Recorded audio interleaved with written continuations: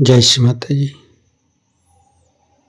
परम पूज्य श्री माता जी, कृपा करके आप सारे देव देवियों के साथ ये ध्यान और मेडिटेशन के मंच पर पधारिए।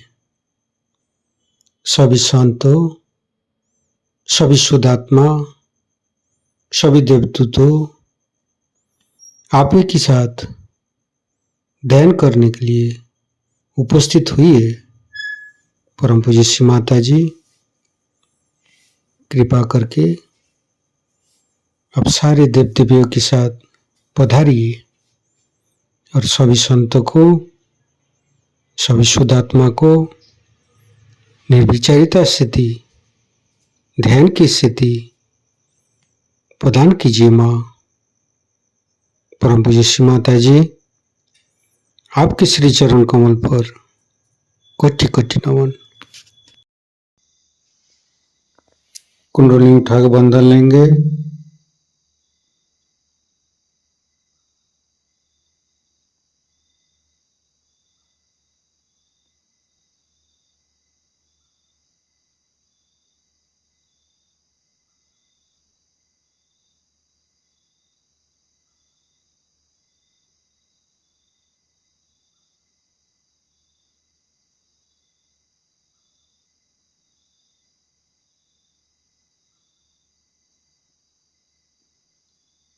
तीनों महामंत्र। ओम तमेव साक्षात् श्री महालक्ष्मी महासरस्वती महाकाली त्रिगुणात्मिका कुंडली साक्षात् श्री आदिशक्ति माता जी श्री निर्मला देवी नमो नमः। ओम तमेव साक्षात् श्री कल्की साक्षात् श्री आदिशक्ति माता जी श्री निर्मला देवी नमो नमः। ओम तमेव साक्षात् श्री कल्की साक्षात् श्री सहस्रार स्वामिनी मोक्ष प्रदायिनी माता जी श्री निर्मला देवी नमो नमः। गणेश मंत्र। ओम तमेव साक्षात् श्री गणेश साक्षात् श्री आदिशक्ति माता जी श्री निर्मला देवी नमो नमः। दोनों हाथ श्री माता जी की तरफ। कुछ भी नहीं सोचेंगे। मन के अंदर समस्त चिंता को परम पूज्य श्री माता जी की श्री चरण पर समर्पित करेंगे। परम पूज्य श्री माता जी, हमारे हृदय को सच कीजिए। सच हृदय कमलासन पर आपके श्री चरण की पूजा होने दीजिए। माँ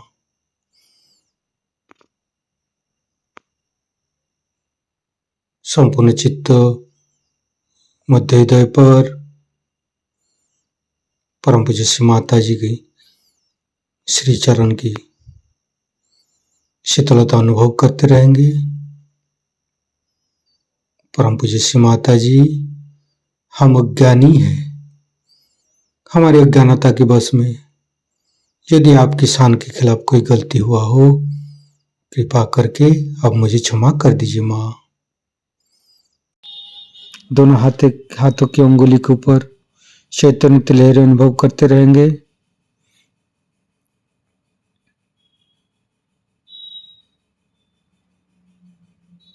फिर धीरे धीरे चित्त को तीनों मूलाधार पर लेकर आएंगे। परम पूज्य श्री माता जी, आप ही तो प्रभु गणेश है। कृपा करके हमारे शरीर की तीनों नाड़ी सातों चक्र के ऊपर स्थान ग्रहण कीजिए और सभी चक्र के दोषों को, सभी चक्र के अंदर रोगों को दूर कीजिए माँ। हे प्रभु गणेश, हम कभी अतीत में चले जाते, कभी भविष्य में चले जाते, कृपा करके हमें वर्तमान में स्थापित कीजिए। संपूर्ण चित्त, बाएं मूलाधार, परम पूज्य श्री माता जी, आप ही तो अबोधिता प्रदान करते हैं, आप ही तो पवित्रता बनाया है। कृपा करके हमारी अबोधिता और पवित्रता को रक्षा कीजिए। निर्मल गणेश का मंत्र लेंगे। ओम तमेव साक्षात श्री निर्मल गणेश साक्षात श्री आदिशक्ति माता जी श्री निर्मला देवे नमो नमः। धीरे धीरे चित्त को राइट मूलाधार पर, परम पूज्य श्री माता जी, आप ही तो राक्षस संतरी है, आप ही तो राक्षस अग्नि है। कृपा करके हमारे अंदर राक्षस प्रवृत्ति को नष्ट कीजिए। परम पूज्य श्री माता जी, आप श्री कार्तिक रूपे हमारे राइट मूलाधार पर आइए। मंत्र लेंगे। श्री कार्तिक। ओम तमेव साक्षात श्री कार्तिकी साक्षात श्री आदिशक्ति माता जी श्री निर्मला देवे नमो नमः।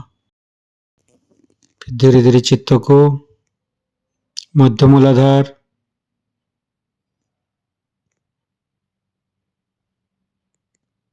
ओम गंग गणपते नमः 4 बार करेंगे। ओम गंग गणपते नमः, ओम गंग गणपते नमः, ओम गंग गणपते नमः, ओम गंग गणपते नमः। साक्षात श्री आदिशक्ति माता जी श्री निर्मला देवे नमो नमः। परम पूज्य श्री माता जी, गौरी माता के रूप में हमारे मध्य मूलाधार में आइए और समस्त दोषों को दूर कीजिए। परम पूज्य श्री माता जी, हमारे ऊपर दया कीजिए, कृपा कीजिए, हमारी क्षमा को स्वीकार कीजिए माँ।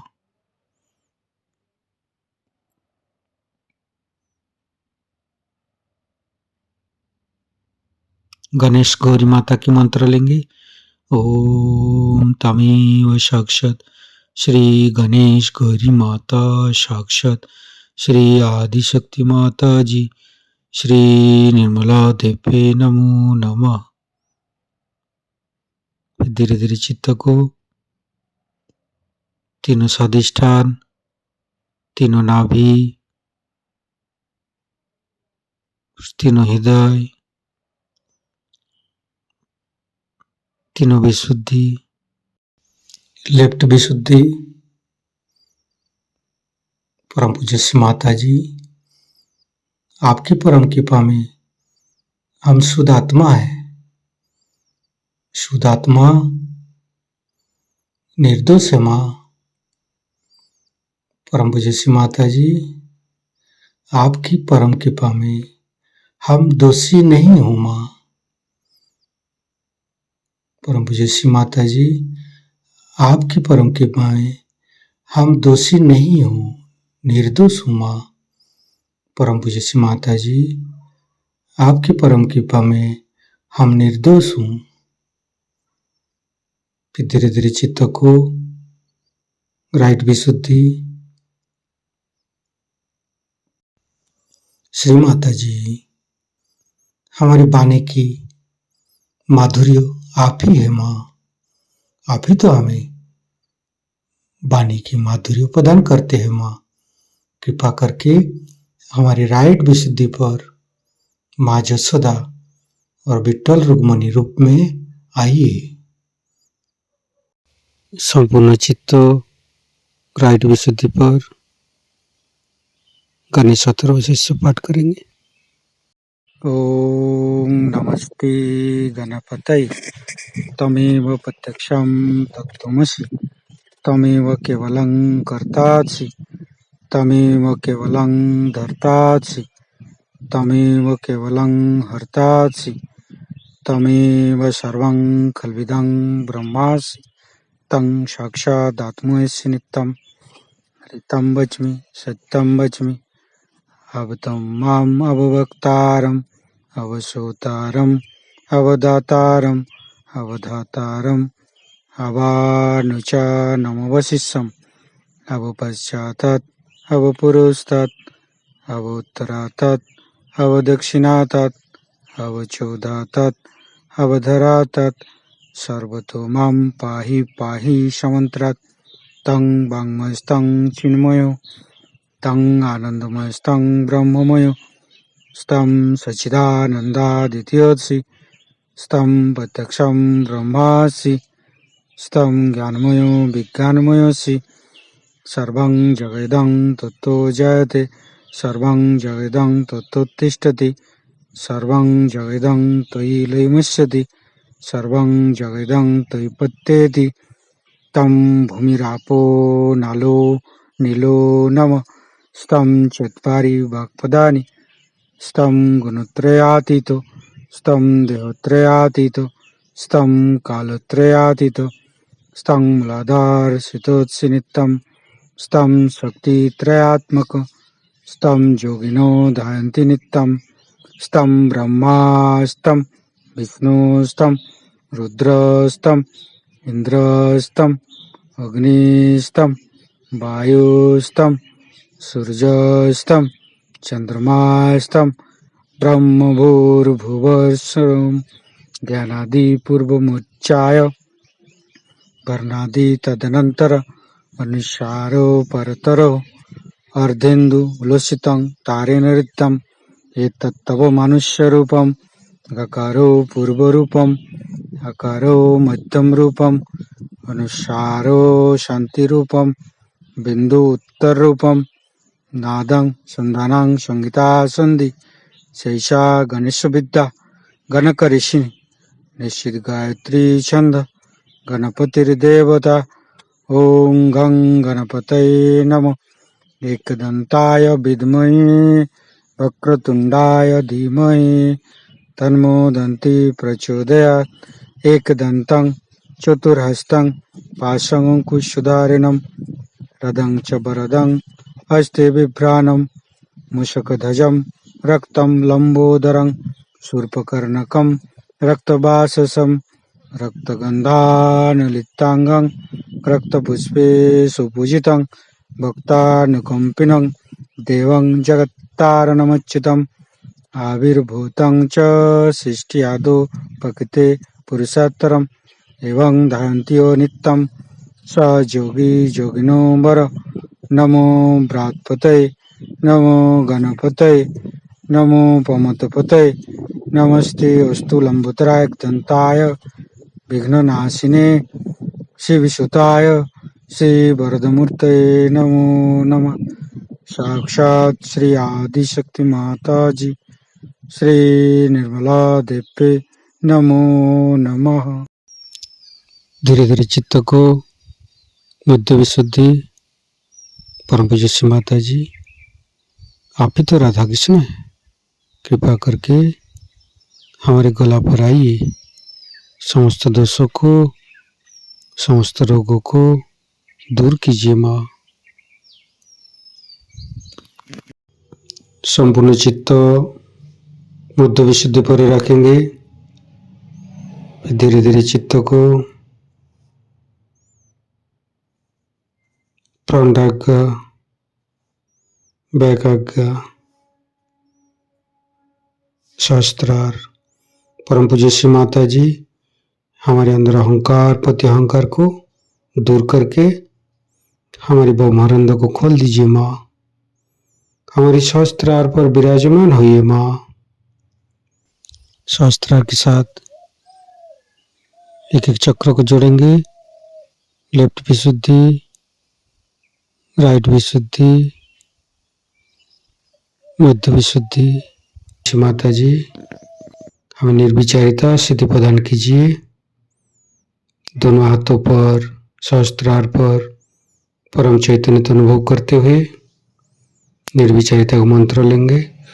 ओम तमेव साक्षात श्री निर्विचारिता साक्षात श्री आदिशक्ति माता जी श्री निर्मला देवे नमो नमः। परम पूज्य श्री माता जी हमारे ऊपर ऐसी कृपा कीजिए ताकि हम आपकी वाणी को सहस्त्रार से सुन सकूं। संपूर्ण चित्त सहस्त्रार पर परम पूज्य श्री माता जी का अमृत वाणी हम सहस्त्रार से ग्रहण करेंगे। हमारा पैम्फलेट पढ़े, इंग्लिश की किताब में बहुत अच्छे से लिखा हुआ कि इस मंत्र जागरण से ये चक्र ठीक होता है। इसके ऊपर ये जो चक्र है ये मनुष्य के लिए बहुत ही महत्वपूर्ण है। ये पीछे में इस जगह इसको विशुद्धि चक्र कहते हैं। इस विशुद्धि चक्र से 16,000 नाड़ियां चलती। ये श्री कृष्ण का चक्र है। इसमें श्री राधा कृष्ण बसते हैं। इसकी लेफ्ट साइड में विष्णु माया, आदि माया जो कि उनकी बहन है वो रहती है, और इस राइट साइड में रुक्मिणी और कृष्ण का स्थान। रामचंद्र जी का स्थान सुषुम्ना पद से हट करके इस साइड में, राइट साइड में, हृदय चक्र से राइट साइड में है। क्योंकि आपको मालूम है उन्होंने अपने को पूर्णतया मनुष्य बनाने के लिए अपनी अवतार की दशा से हटा लिया था। वो अपने को मर्यादा पुरुषोत्तम कहते थे, हालांकि थे तो अवतार ही। नाभि चक्र में सारा ही उत्थान हुआ है। जो दशावतार हुए हैं वो नाभि चक्र से शुरू हुए। फिर 7वां अवतार आप जानते हैं, छठा अवतार रामचंद्र जी का था, वो यहां पर। उसके बाद कृष्ण का अवतार है। कृष्ण से पहले परशुराम का अवतार हुआ, उनका भी होना जरूरी था। परशुराम का अवतार इसलिए हुआ था कि वो संसार में आकर के अपने बल से लोगों का कल ठीक करे। क्योंकि टेढ़ी खीर, आदमी की बुद्धि सीधे उंगली ठीक नहीं होती, तो उन्होंने अपने जोर से और अपनी शक्ति से लोगों को पहले तैयार किया, और फिर जब वो आ गए तब उन्होंने श्री राम के बारे में बताया कि यही श्री राम है। इस प्रकार दोनों की दोनों साथ आए थे, इसलिए बताने के लिए क्योंकि ये पुरुषोत्तम थे, क्योंकि ये मनुष्य के जैसे रहते थे। इसके बारे में बताने के लिए ही परशुराम का अत्यंत जाज्वल्य ऐसा अवतरण उनके साथ ही हुआ था। उसके बाद श्री कृष्ण का अवतार हमारे विशुद्धि चक्र पे हुआ है। ये विशुद्धि चक्र एक बड़ी महान चीज है।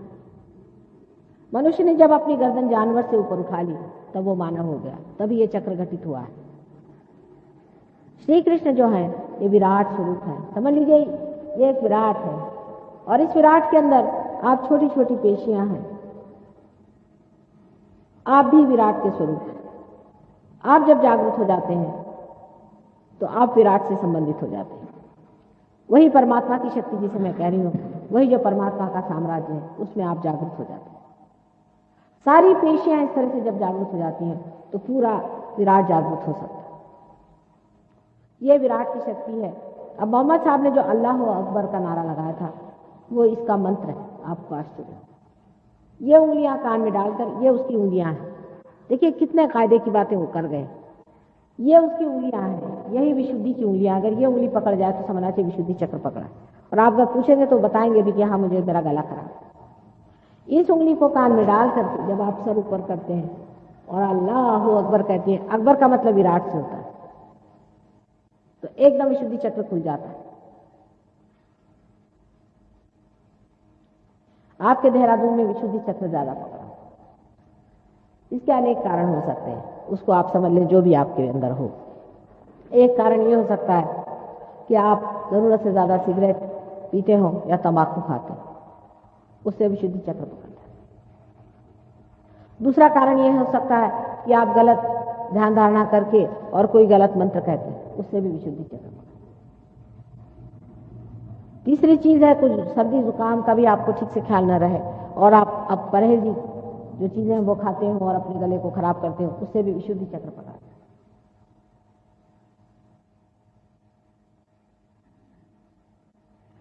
विशुद्धि चक्र इससे भी पकड़ा जाता है जब आदमी अपने को बहुत छोटा समझता है, जब वो ये सोचता है कि वो विराट का कोई हिस्सा नहीं है,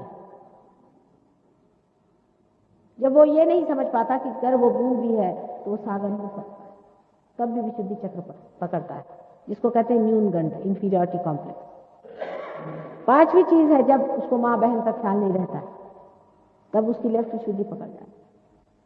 या जो आदमी बहुत क्रोध से बातें करता है और दुष्टता से व्यवहार करता है, उसका भी विशुद्धि पकड़ जाता है। ऐसे अनेक कारण हैं, उसमें से जो भी कारण हो उससे हमें मतलब नहीं।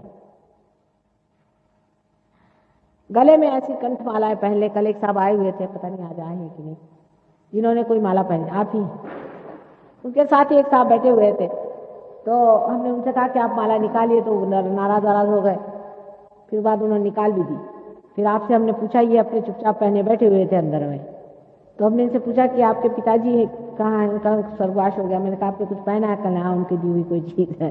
तो कहने मान गए माता जी आपको, उनके गुरु ने दी हुई चीजें पहन के अंदर बैठे हुए थे और वो उंगली पर आ गया। वो कैसे? बहुत सरल चीज, राइट हैंड पे ये जो है, ये हृदय चक्र राइट हैंड का जो रामचंद्र जी का है, वो पिता का लक्षण है। इसमें चमक मार रही थी, इस उंगली में चमक मार रही थी, इसलिए मैंने आपके पिता के बारे में पूछा।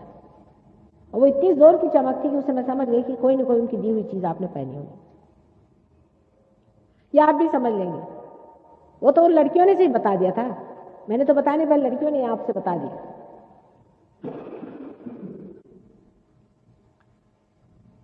तो इस तरह से चक्र का पकड़ हो गई। जैसे इन्होंने माला निकाल दी, पार हो गए और इनके पास वो चीज आ गई। छोटी छोटी चीज पे लोग अटक जाते हैं।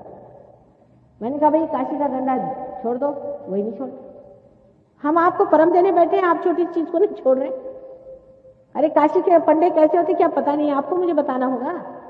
उनका भेजा हुआ वो जो गंडा है वो किस काम का होगा, वो भी क्या बताना होगा आपको। एक पैसे की चीज 1 रुपए में बेचते हैं और इतने दुष्ट, इतने गंदे लोग हैं, सारे उस मंदिरों के वाइब्रेशंस भी खराब कर दिए। इसमें बुरा मानने कौन सी बात है? किसी बात का बुरा नहीं मानना है, सब आपके मंगल और कल्याण की मैं बात कर रही हूँ, सब कुछ आपके मंगल और कल्याण के लिए कर रही हूँ। ऐसी छोटी छोटी बातें लेकर के लोगों ने अपने फंसा रखा। तो इस विशुद्धि चक्र की मैं बात कर रही थी कि जो विराट, उसके बाद ये ऊपर का चक्र है। ये चक्र इससे बड़ा महत्वपूर्ण माना जाता है, आज्ञा चक्र है। आज्ञा चक्र बड़ा सकरा होता है, उसके अंदर से कुंडलिनी का निकलना कठिन हो जाता है। दोनों तरफ से जब ईगो और सुपर ईगो दोनों दबाते हैं तो ये चक्र और भी दब जाता है। जब आदमी किसी को क्षमा नहीं करता और रात दिन उसी के बारे में सोचता रहता है कि इसने मुझे ये सताया, उसने मुझे वो सताया, मुझे ये तकलीफ दी, वो तकलीफ दी, ऐसे आदमी का आज्ञा चक्र एकदम पकड़ जाता है। और जो लोग चश्मा लगाते हैं उनका भी आज्ञा चक्र कुछ कमजोर होता है, शारीरिक दृष्टि। इस आज्ञा चक्र के भी अनेक रूप हैं, वो आप पढ़ेंगे तो आप, मेरे पास जो किताब है उससे आप पढ़ें, उससे आप देख सकते हैं कि काफी इन लोगों ने उस पर लिख दिया आज्ञा चक्र के बारे में। इस आज्ञा चक्र पे महाविष्णु का स्थान है। अब आप लोग महाविष्णु के बारे में जानते नहीं, लेकिन देवी भागवत जिसने पढ़ा होगा उसने महाविष्णु के बारे में पढ़ा है कि बहुत बड़ा ये अवतार माना जाता है, जो राधा जी का पुत्र था और वो संसार में आने वाला है, ऐसा 14,000 वर्ष पहले कहा गया था। और वही अपने ईसा मसीह साक्षात महाविष्णु के अवतरण। अब मैं जो बात कर रही हूँ झूठ है सच है कैसे जानना चाहिए, इसका एक बड़ा आसान तरीका है। आपकी जब वाइब्रेशंस आ जाए तो आप पूछिए कि क्या ईसा मसीह महाविष्णु के अवतरण है, वही आज्ञा चक्र पे है, फौरन वाइब्रेशन आना शुरू। आज्ञा चक्र पे जो लॉर्ड्स प्रेयर है वो इसका मंत्र है, लेकिन वो साक्षात ओम और प्रणव के बने हुए, माने गणेश जी का अवतरण है, ओम प्रणव है। उन्होंने साकार अपना स्वरूप लिया और इस संसार को तारण करने के लिए वो आए थे।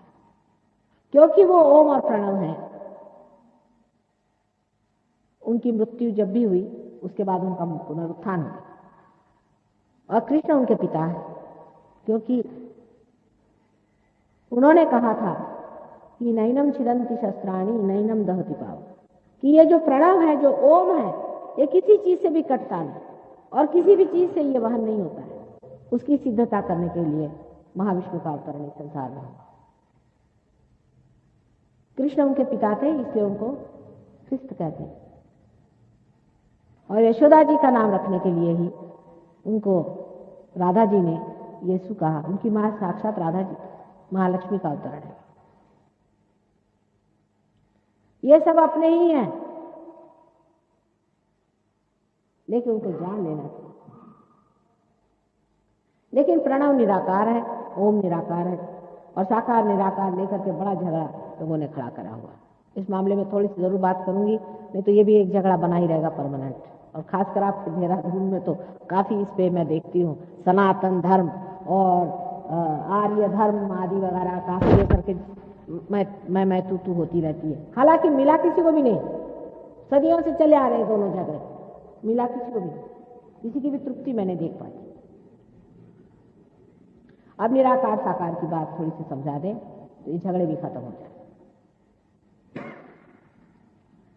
जिस वक्त हमारी पिंगला नाड़ी बनाई गई, जो कि हम देख रहे हैं हमारे राइट साइड में है, उस वक्त ये 5 तत्व जो थे उनको जागरूक करने की बात थी। आप 5 तत्व जानते हैं जिससे सारी सृष्टि बनाई, इनको जागरूक करना था।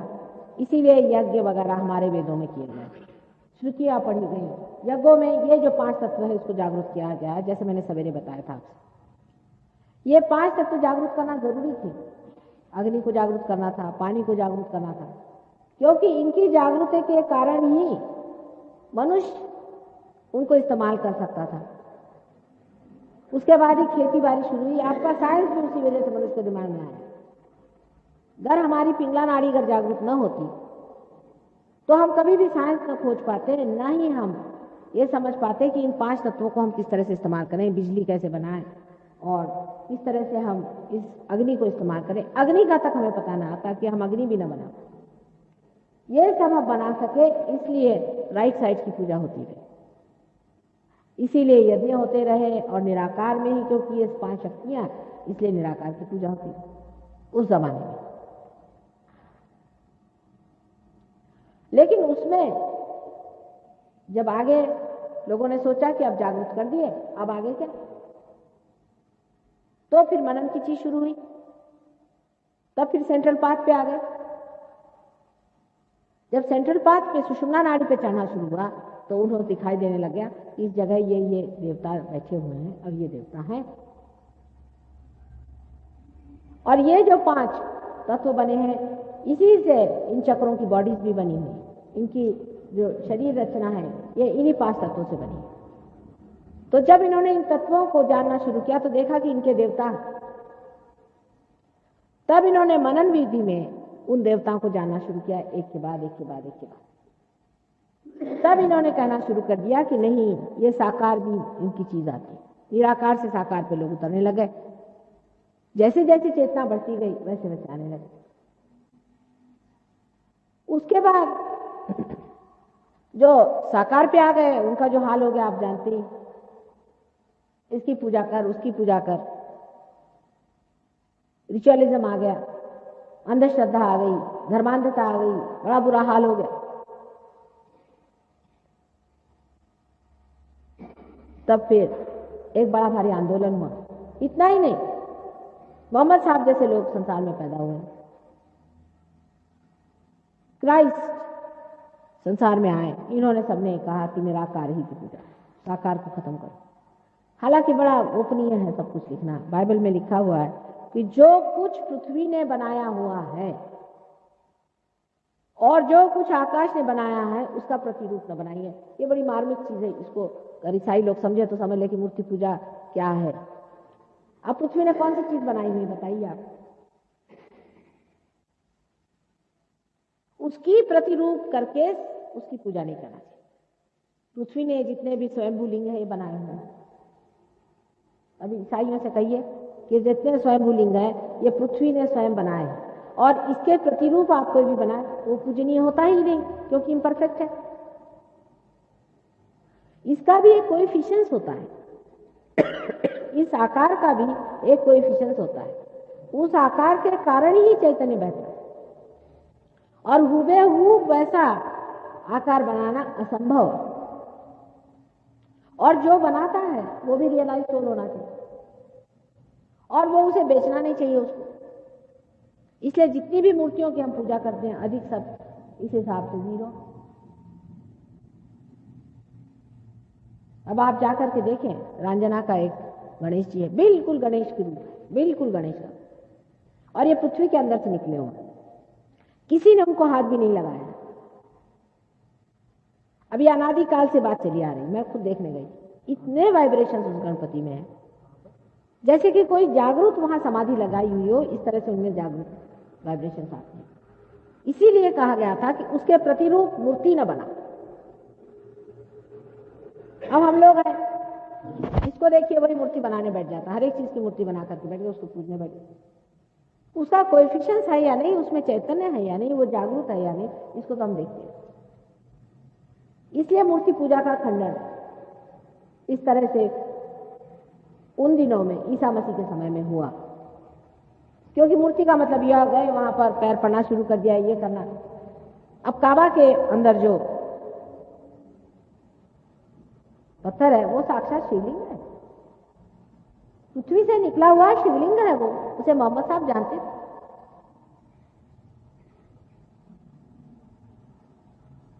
और जितने भी शिवलिंग साक्षात है वो साक्षात है, लेकिन जिसको देखिए वही मिट्टी का बना ले, पत्थर का बना ले, ये बनाने की इजाजत नहीं है। इसलिए मूर्ति पूजा बाधक। अब मूर्ति पूजा के विरोध में जो लोग बोलते हैं वो वहां तक सही है कि मूर्ति पूजा, जो कि मूर्ति झूठ मूठ में बनाई गई उसकी नहीं होनी चाहिए, यहां तक वो सही है। लेकिन साकार परमात्मा नहीं होते हैं ये कहना बहुत गलत बात है।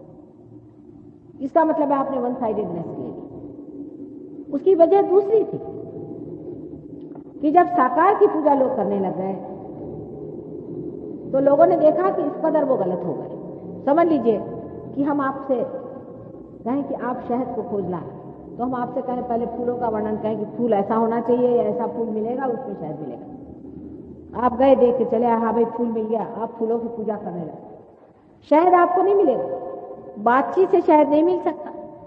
सिर्फ फूलों की बातचीत होती रही कि फूल ऐसे होते हैं, फूलों में ये करना चाहिए, फूलों को ये करना चाहिए, शहद नहीं मिलता बातचीत।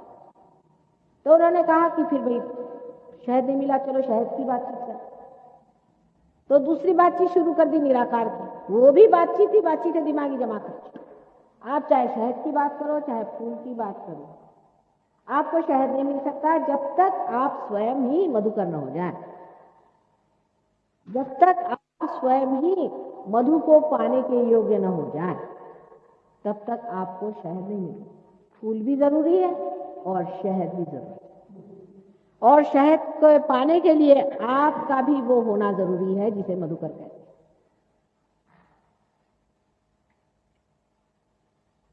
अब ये झगड़ेबाजी की बात है कि हर चीज को लेकर झगड़ा खड़ा करें। सत्य एक है, उसमें कभी झगड़ा नहीं होता।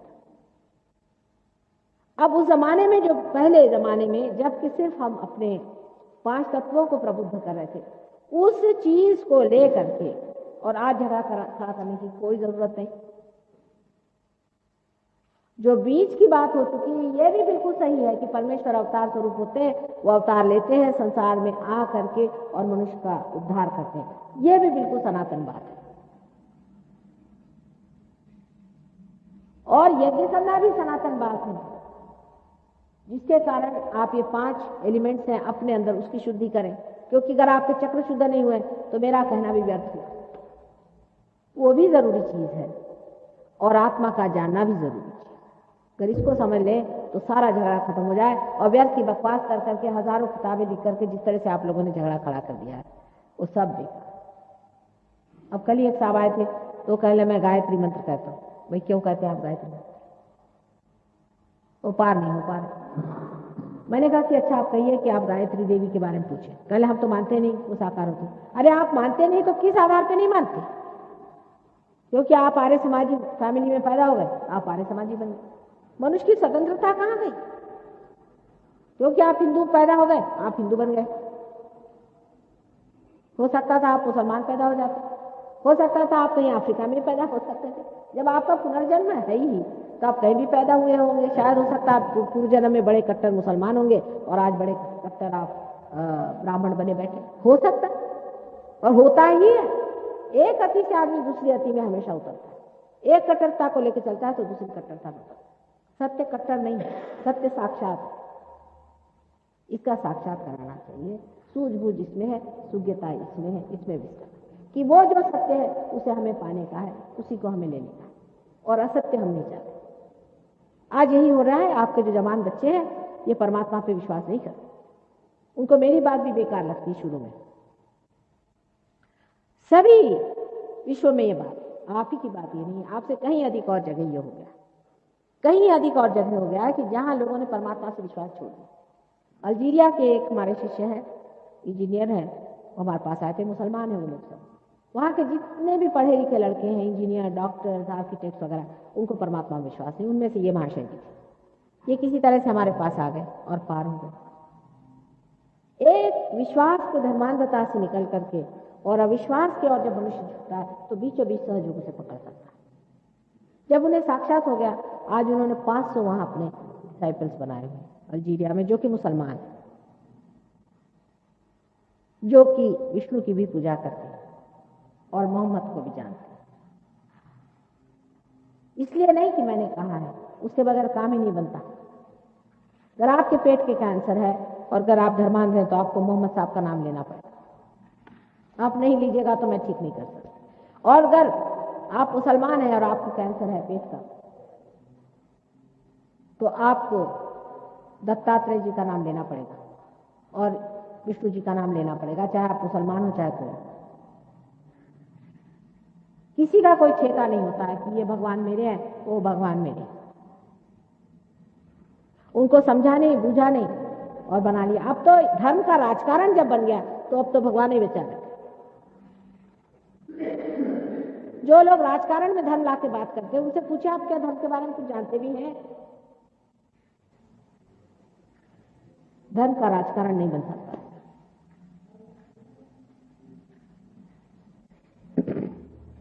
आपको मैंने विशुद्धि चक्र के बारे में बताया, अब आज्ञा चक्र के बारे में बताया।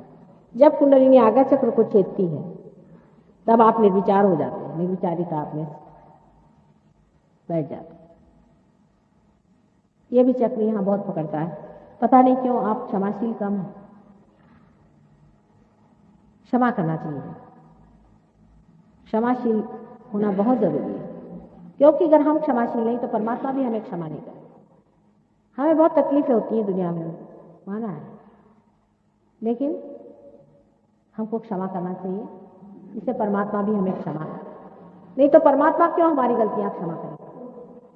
इससे भी आज्ञा चक्र बहुत पकड़ता है। क्षमाशीलता बहुत जरूरी है। इसलिए मैं बार बार आपसे कहती हूँ कि आप सबको क्षमा कर दें, पूरी तरह से क्षमा। अंत में आपका चक्र जो है, जिसे सहस्त्रार कहते हैं, जो 1000 पेटल से बना हुआ है। डॉक्टरों का भी झगड़ा कि 992 नाड़ियां हैं उनके हिसाब में और इसको 1000 कहते हैं। अब यही लेके बैठे रहिए उनके साथ झगड़ा करके। 1000 पंखुड़ियां हैं वो खुल जाती है कमल के जैसे। अनेक रंगों की पंखुड़ियां होती हैं और जब ये खुल जाती है तब कुंडलिनी इसके अंदर से गुजर के और ब्रह्मरंध्र को छेद देती है। इसका नाम है ब्रह्मरंध्र। रंध्र माने छेद और ब्रह्म का, ब्रह्म माने सर्वव्यापी जो शक्ति जो कार्यान्वित होती, परमात्मा की जो शक्ति जो सर्वव्यापी है, जो आपके अंदर निहित है और जैसे ही ये छेद देती आपके अंदर वो शक्ति स्थापित हो जाती, आप भी बता सकते हैं कि दूसरे के अंदर क्या प्रॉब्लम है। ये सामूहिकता आपके अंदर जागरूक होती है, इसमें कोई लेक्चर नहीं देने की बात। यही घटना आज घटित होने वाली है। आज मेरा यहाँ आखिरी दिन है, मैं चली जाऊंगी दिल्ली। मैंने कल भी कहा था कि यहाँ के कुछ लोगों को मिलकर के कोई एक स्थान नियत कर दें, किसी के भी घर पे छोटी सी भी जगह एक सेंटर की तरह से हो जाए, जहाँ सबका संबंध जुड़ जाए। उसको बहुत बड़ी जगह की ज़रूरत नहीं, एक एड्रेस ऐसा हो जहाँ सब लोग मिले तो देहरादून का सेंटर चल जाएगा और देहरादून में कार्य हो सकता है। और हम दिल्ली से भी लोगों को यहाँ भेज देंगे जो आ करके और इसके बारे में काफ़ी समझा के आपकी मदद करेंगे। अनेक तरह की बीमारियाँ इसमें ठीक हो जाती है, कैंसर की बीमारी, हर एक तरह की बीमारी ठीक हो जाती है। वो आपको भी सिखा देंगे, आप भी जागरूक हो जाइए, वो आपको भी प्रगति कर देंगे। लेकिन आज तक ऐसा एक्सपेरिमेंट हमने किया नहीं कि ऐसी जगह पहुँचे जहाँ कोई पहले से सहयोगी नहीं रहता। ये पहला ही एक्सपेरिमेंट है और इसका कारण है कि हमारी नातिन जो है यहाँ स्कूल में एडमिटेड थी। पिछली मरतबा हम आए तो हमने सोचा कि बड़ी तपोभूमि है, यहाँ ऐसा करने से कोई हर्ज नहीं, और कुछ लोग जुट भी गए, इसलिए बात बन गई। लेकिन आप में से कोई एक ऐसा एड्रेस हो जहाँ पर सब लोग मिल सकते हैं, साधारण घर हो तो भी चल जाएगा, ऐसा एक एड्रेस आप लोग सब मिल करके जो यहाँ पार हो जाए वो कर दें। और इस तरह की एक चीज़ चला देनी चाहिए जो शहर के अंदर हो, बहुत दूर न रहे। उसके बाद बाहर से लोग आते रहेंगे, आप उनसे पूरी तरह से गाइडेंस ले सकते हैं और आगे बढ़ सकते हैं।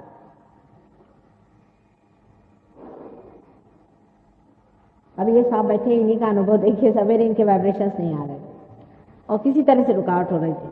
तो किसी ने, हमारे परदेसी ने या किसी ने इनसे कहा कि आप पूछिए कि माता जी कौन।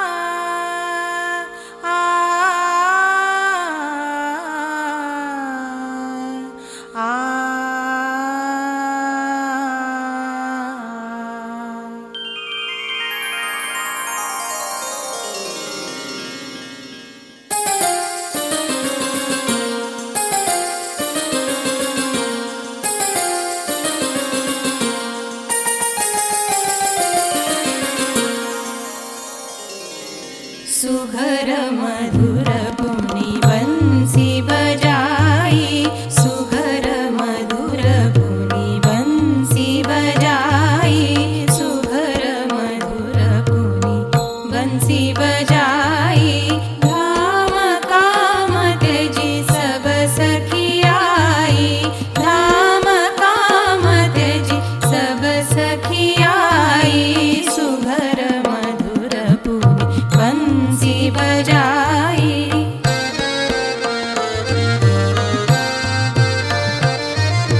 सुघर मधुर पुनि बंसी बजाई, सुघर मधुर पुनि बंसी बजाई, सुघर मधुर पुनि बंसी बजाई।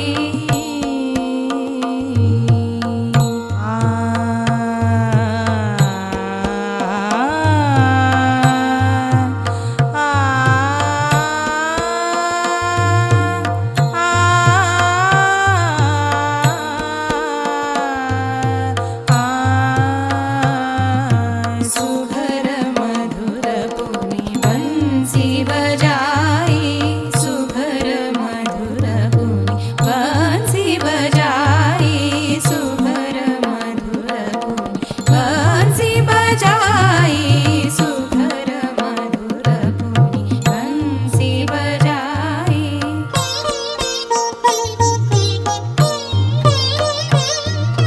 करत गान धर ध्यान